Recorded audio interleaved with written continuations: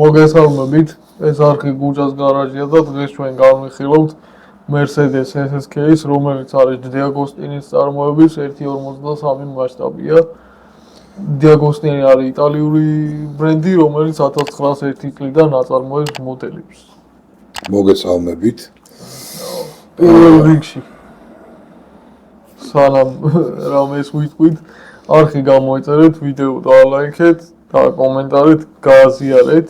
არ დაგავიცდეთ, რომ 10,000 გამომწერზე თავარ მანქანას გაჩვენებთ, რომელიც 1.8 მასშტაბისაა და ძალიან მაგარი მანქანა, ყველას მიყვარს. პირველ ვიდეოს გავუშვებთ 10,000-ზე და ეხლა რაც გინდა ის. გააგრძელი, კარგად ელაპარაკო. არა, ვიცი რომ კარგად ვლაპარაკო, მაგრამ რაც სათქმელი მქონდა, უნდა მეთქვა. აჰა, ну кай. დაუბრუნდით Mercedes. შენ ყვილა გიხარია. ნუ ვერ გავიგე რა. აგერ მშვენიერი მანქანადებს. არა, ძველი Mercedes-ები ეს პომპსობს, ვიცი. მაგრამ ჩემთვის ხო ის ყველაზე მაგარი Mercedes მაინც რომელია. და სხვათა შორის პირველი ეს სერია დაბეჭდილია. დაბეჭდილი ყოფილა. ნაგავსნა თქვენთან ბუდიშით. თუ გინდა მე კაც გავაკეთე. არა, იყოს გავხსნი. გავხსნელია. ეს მანქანა მოკლედ გავაგრძელებთ ამ საუბარს. ეს მანქანა როდის ვიყიდე არ მახსოვს, იმიტომ რომ რამოდენიმე ხვია მაქვს. ხო, უბრალოდ რატომღაც ვერ მოიცალა რატომმა გუჯამ ამ მანქანისთვის. არა, ნუ ეხლა ხო. დაჟე ზედმეტი სახელი აქვს ამ მანქანას. მაგას ცოტა მოგვიანებით ვიტყვი. ისა ცოტა მოგვიანებით ვიტყვი. აგერა ეს მოდელია 1928 წლის 1928 წელს 27 წელს გამოვიდა ეს 28 წლის მოდელია 28 წლის მოდელია და თქვენ წარმოიდგინეთ პირველი სპორტული Mercedes-ია სპორტული შეიძლება ეგრე ითქვას კი რომელიც რომ მონაწილეობას იღებდა ჩემპიონატებში და სხვათა შორის არაერთი პრიზი აქვს აღებული ერთი წუთია და რატომ ახლა გეტყვით? ისე ხარისხზე რას? ძალიან მაგარი ხარისხია, მინდა ვთქვა. ხო, დეტალიზაცია აქვს ძალიან მაგარი. ხო, მეც რო მასშტაბიდან გამომდინარე, გაკურებული ვარ. ხო, აი მასშტაბიდან გამომდინარე, რასაც ვხედავ ახლა ჩემი ბრმა თვალებით. ხო, არა უსავს. ძალიან მაგარი დეტალიზაცია აქვს. ეს არის ეპოქა, რომლითაც დაიწყო ყველაფერი რა. ანუ ეს რომელი ეპოქა არის, იცით, აი ეხა ხო არის ხო BMW-შნიკები და Mercedes-შნიკები არიან რა. აქ მაშინ იყვნენ მანქანიშნიკები. მანქანების, ხო. ხო. მანქანები ვისაც ევასებოდ. მაშინ არის. თან ნახე უკან ორი ცალი სათადარიგო ფორმალი აქვს რო. ორი ცალი? ორი ცალია. ორია? აი ორი ცალი. ორი და ორი. მე გაჩვენეთ კადრებში. ხო. მოკლედ რატომ ითვლებოდა ეს მანქანა სპორტულ მანქანად? ერთი პირველი ვერსია რომ გამოუშვეს ეს მანქანა. ძრავი ქონდა 6.3 6.3 კუბური. ბევრია. 100-დი თუ 1000-დი კუბური წადი. მაგ დროს ბევრია. ხო. თან არ დაგავიწყდეს ცხენის ძალები, 200 ცხენის ძალა. ის ერთი კითხვა გამიჩნდა უცებ. ხო. 6-3-ზე. 63 სერია მაქედან ხო არ მოდის. აი ეგ არ ვიცი, ხა სიმართლე რა, მაგაზე არ დავფიქრებ. AMG 55, AMG 63. თან მაშინ სიტყვა AMG არავინ არ იცოდა რა იყო. მაქედან ხო არ მოდის ხო ეს კოდირებული რა. მაშინ სხვათა შორის ამ მანქანას Daimler-Benz ერქვა. ხო. ხო. იმიტომ რომ ვინც არის Daimler-Benz იყო ამ ყველაფრის თავი და ბოლო, კი ბატონო. ნუ მაგაზე ცალკე ვიდეო გვაქვს, ხო, პატენტის ვიდეო გვაქვს პირველი მანქანის სოფლიოში. როგორ შეიქმნა საერთოდ კორპორაცია Benz. ხო, და საინტერესო. საერთოდ პირველი ავტომობილი როგორ და შეიქმნა ის ისტორია და პირველი მძღოლი ქალი იყო. კი ბატონო. მოკლედ, რაც შეეხება ცხენის ძალებს, თქვი 200 ცხენის ძალა ქონდა პირველ ვერსიაზე მაქვს საუბარი. და მაქსიმალური სიჩქარე გაგიკვირდება და 117 მილი საათში. ზუსტი ციფრი. ვიცოდი რომ რაღაცა ღმერთობას უნდა. ნუ ეხლა წარმოიდგინეთ 1928 წელი არის, თითქმის 100 წლის წინ. ზუსტი ციფრი რო ვთქოთ 98 წლის. ანუ მაშინ არის ვისაც ნანახი გაუქვთ. ბონი და კლაიდი რო ფილმი, აი მან დრო ბონი და კლაიდის ჩაცხრილავენ. ხო. აი მაშინ ეგ არის Ford-ი 1928 წელს, რომელიც ჩვენ ავტომუზეუმში. და წარმოიდგინე ის Ford-ი ხო მაგარი არის, მაგრამ 1928 წელს აი ამ ფრენავ რაღაცას რო უშვებ, რომ ფრენავი მაშინ იყო. კი ბატონო. იმიტომ რომ 1928 წელია. ხო. ფაქტიურად დასაწყისი მანქანების რა. ხო, თან ახლა ნახე 117 მილი საათში, ხო? ცოტა სიჩქარე არ არის. ხო, უცებ რო გადავიანგარიშო, გამოდის რამდენი? სადღაც დაახლოებით 190 კმ/სთ. 200-მდე რა, 1928 წელს 200 კილომეტრი ნუ საკმაოდ სერიოზული. რო დავამრგვალოთ, ხო. არის, მინდა ვთქვა. ხო, მერე მოკლედ ეს მოდელი გამოდიოდა 1934 წლამდე. აი კონკრეტულად ეს პირველი ეს სერია არის რა, ესა. 126-თან და არა, მაგათთან შეხებაში არ არის. ესი სიმბოლო ნიშნავს სპორტს. ხო. მაგიტომ დაარქვეს ესი. ეს ესი უკვე ნიშნავს სუპერსპორტს. ვიცი, იმას აქვს, Chevrolet. აბრევიატურა არის რა ეგეთი რა. Chevrolet აქვს, ხო. საკმაოდ მაგარ მაგარ. რომელსაც კი ბატონო, რომელსაც Mercedes-ი იყენებდა თავიდან მაგ აბრევიატურას. და შეჯიბრებებში მონაწილეობას რო იღებდა თან რატომღაც იყო სულ თეთრი ფერისა. სარბოლო მანქანა. აუ მაგას ხო რაღაცა ის აქვს რა. და მაგიტომაც დაარქვეს მანქანას თეთრი სპილო. ხო, თეთრი სპილო. ხო. მე წერანს ანუ კონკრეტულად აი ამ მოდელს ქვია თეთრი სპილო. და ყველაზე ხო, მერე უკვე 1929-30 წელს, ზუსტი, არა, 32 წელს. გამოუშვეს უკვე დირექტის შემსუბუქებული ვერსია ამისი. ხო. უფრო დამოკლებული ვერსია. და თან ახლა წარმოიდგინეთ, ძრავი აიყვანეს 7.1 მიათასით. მოკლედ 7.1 კუბურ სანტიმეტრს. 7.1 ხო. მეათედია. 1000. არა, მეათედია. მოკლედ რაც არის რა 7 და 1 იქ ქონა ძრავი. 300 ცხენი. 28. ხო, 300 ცხენი თან წარმოიდგინე. და მაქსიმალური სიჩქარე 146 მილი. და 146 მილი უკვე სერიოზული მაჩვენებელი. 7 და 0 არ მახსოვს რა მანქანას აქვს, მაგრამ 6 და 2 აქვს Challengers მაგალითად ეხლა. ხო, წარმოიდგინე ეხლა 32 წელი იყო რა. და მანქანა მიდიოდა თითქმის 230 სადღაც რა. ხან დამსუბუქებული კუზავი იყო, რადგან სპორტული იყო. სხვათა შორის 125 კილოთი შეამსუბუქეს. ვინც არ იცით, სპორტში 125 კილო ძალიან ბევრია, კი ბატონო, მაგაში გეთანხმები. თან იმდენად დახვეწეს ეს მოდელი, რომ ქალაქის ვერსიაც კი გააკეთეს. და ყველაზე ლამაზი რომელიც იყო მაგ დროისთვის. აი SSK. შავი პრინცი. Black Prince, აი უნდა მეთქვა. და ის რა ქვია? ეს მომხმარებლების მოთხოვნით მაგრამ იცი როგორი თემა არის? აი ბოლაში ვერ მიიღებდი მონაწილეობას თუ რაღაც რაოდენობას. არა, მაშინ არისო ეგ. მაშინ ეგრე არის. მაშინ შეიძლება მომხმარებლების ეგ მე FIA-მ დააწესა ეგ სტანდარტი. FIA არის სპორტის მსოფლიო სპორტის ფედერაცია, რომელიც ყველა ბოლაში სპორტში წესებს აწესებს. კი ბატონო. სტანდარტებს აწესებს რა.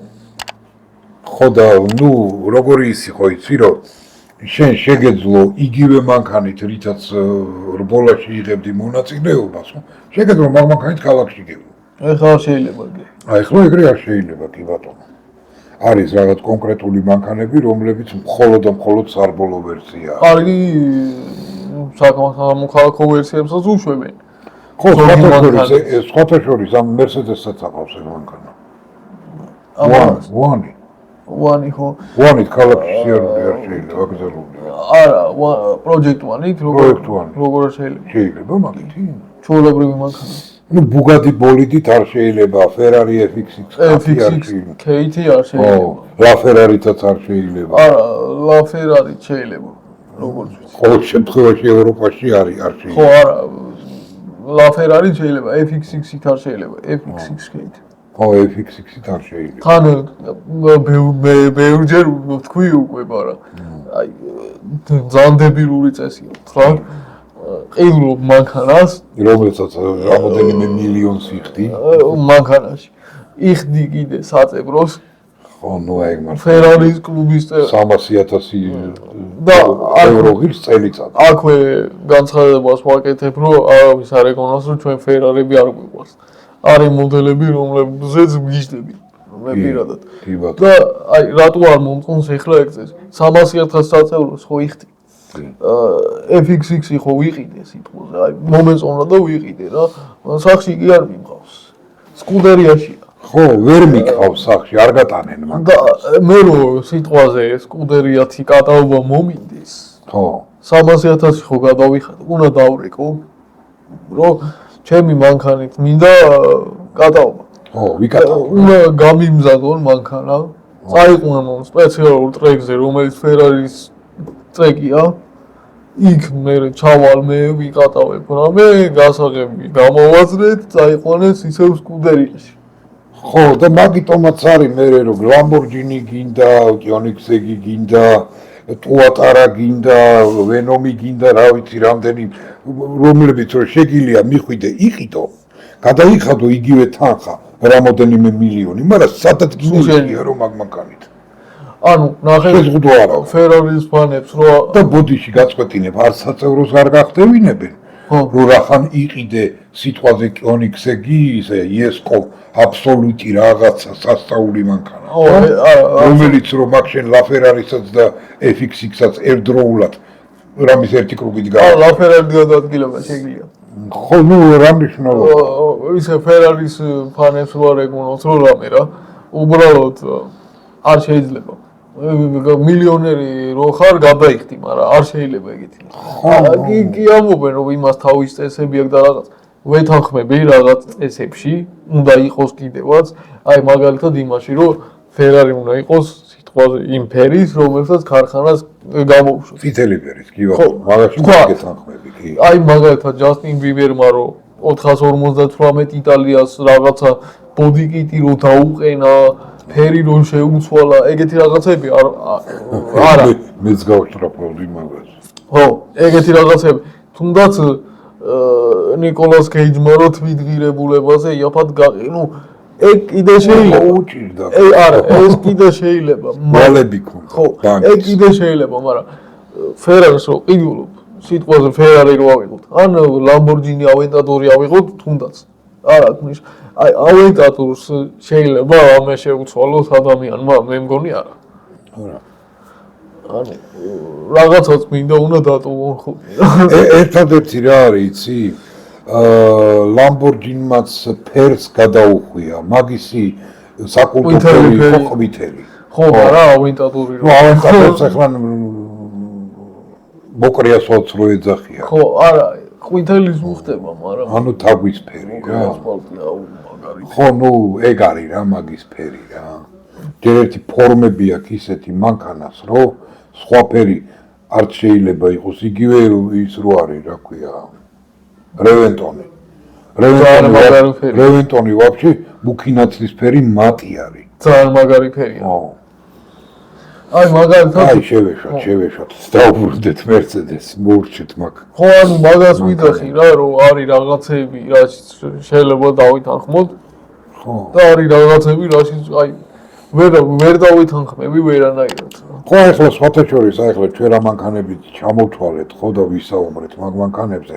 წარმოიდგინეთ, რომ აი ეს Mercedes-ი მაგ დროისთვის 20-იანი წლებისთვის და 30-იანი წლებისთვის, ხო, მაგ დროისთვის იგივე დონის მანქანად ითვლებოდა. აი ხა სუპერ მარტივად რო ვთქვათ რა 140 რო ავიღოთ Mercedes-ებში რო ვიტრიალოთ რა აი Mercedes 140-ის ფერი ხო არის ისავი და ვიღაცა რო წავიდეს და გადაღებოს იმაზე წითლად არა წითელს კიდე აიტანს რა 140-იანი სიტყვაზე ხო რა ეგ უნდა ხო ბანძობა იქნება ან სალათის ფერი მწვანე არა ვერა 140 ვერა Lamborghini კიდე შეიძლება მაგრამ 140 ვერა ხო არ შეიძლება ეგეთი რაღაცა რა აი მაგიტომ ვიზახე რომ რაღაცეებში ვეთანხმები ფერარს რაღაცეებში კი ხო აი თავიდანვე ეგრე იყო რა რომ სპორტული მანქანები რო გამოვიდა ხო წითელი ფერი ასოცირდებოდა ფერართან ყვითელი Lamborghini-თან მუქი მწვანე ჭაობის ფერს რო ვეძახ აი Jaguar-თან არა ის აი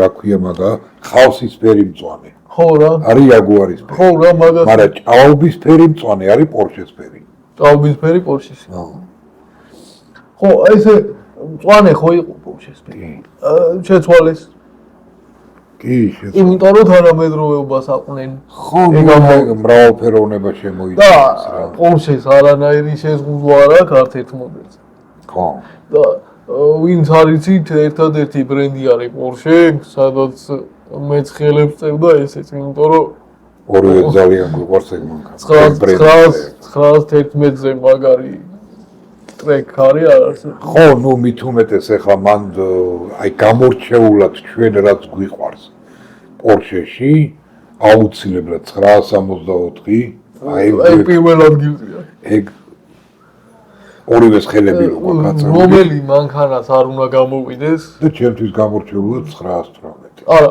918-იც მაგრამ მე 964 მირჩევნია რომელი მანქანას არ უნდა გამოუშვას Porsche-მ აი სულ ყველაზე მაგარი მანქანა გამოუშვას 964-ზე მაგარს ვერ გამოუშვებს და თან კონკრეტულად Bad Boys Porsche აი ნუ ვისაც არ გაქვს ნახი უყურეთ მაგ ვიდეოს დევს და სხვათა შორის რატომ ღაც ხო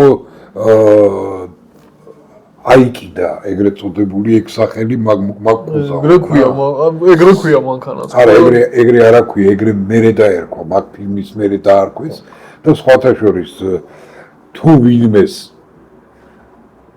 ზედმეტი ფული გაქვთ და იმის საშუალება რომ შეიძინოთ მაგდაგვარი მანქანა თანამედროვე ტექნოლოგიებით შეგიძლიათ რეპლიკის სულ რაღაც 300,000 ევრო ჭდება ევრო არა დოლარი ხო ნუ რა მნიშვნელობა მაინც ბევრია არა ბევრი არ არის მაგისთვის არ არის როგორ არის იცით კუზავი იქნება იგივე რაც ის იყო თანამედროვე ძრავით და თანამედროვე ტექნოლოგიებით აქტურული უბრალოდ გარედან იქნება 964 აუ არა შეგნით არა სალონიც ეგ დაუბრუნდეთ Mercedes შეეშვიათ სხვა მანქანებს ვა არა ყავს Mercedes ეგეთი მაგარი აგეთ თუ არა ყავს შენ რა გონია რა ნაკლები ფასი ღირს ეს ის უფრო ლამაზია ცნობისათვის აუქციონზე იცი რამდენად გაიყიდა ეს მილიონი რაღაცა რამდენად მილიონი რაღაცა იქნება და 12 მილიონად galwingi რო გაყიდეს ეიმ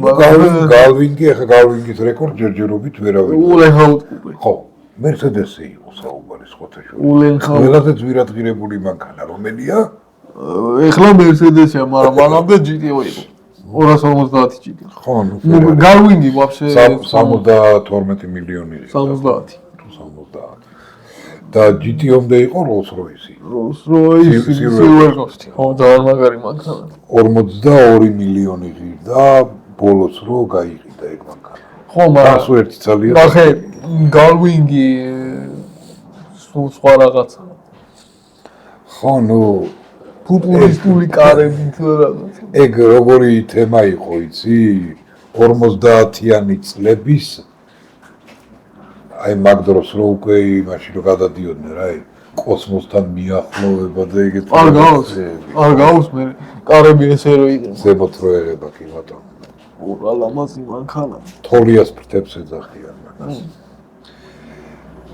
მოკლედ იმდენი ვილაპარაკეთ და ამ მანქანაზე მაგ ფაქტიურად ძალიან ცოტა ვთქვით მერსედესი იყო და კონკურენტები მთხვი მეტი რა გავა ხო იძახი რომ ახლა თავარი რა არის რომ რა ჩვენ ვისაუბრეთ ხო ფაქტიურად ჩვენ სპორტულ მანქანებზე ვსაუბრობთ ეგრე გამოვიდა და ეს იყო პიონერი რა ფაქტიურად ეგრე გამოვიდა პირველი იყო ხო ერთ-ერთი პირველი იყო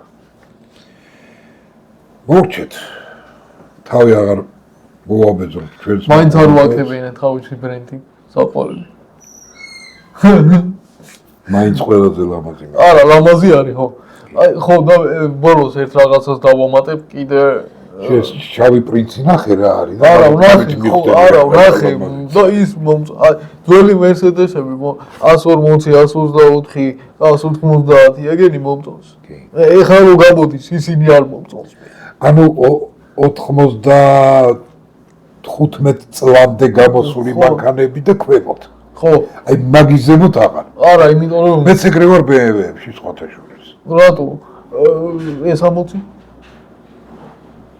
ну ერთი 60 ახსნა რა 39 ევრომეტრამდე 98-მდე გამოდი 99-დან 2003-მდე ხო დუტი ვისოთი ეგ არა დუტი არა ესა 34 მაგარი 34 ეგ მანამდე დუტი უკვე აღარ მომწონს არა დუტის მაგარი ერთადერთი დუტებში რაც არის კარგი ეგ არის 46 ნუ ყველაზე ლამაზი არის რა Z8 ვარ ჩავთავოთ ყველაზე ლამაზი ეგ ვინც არის იცით ჩვენთან დევს BMW 46 GTR Most Wanted Edition-ი და უყურეთ მაგ BMW მართლა რო ულამაზესი მანქანა არის რა არის BMW-ში მანქანები და საერთოდ აი მესამე სერია კუპე მაგარი იყო აი 46 რასაც ქვია ყველაზე ლამაზი მანქანა არის რაც კი BMW შეუქმნია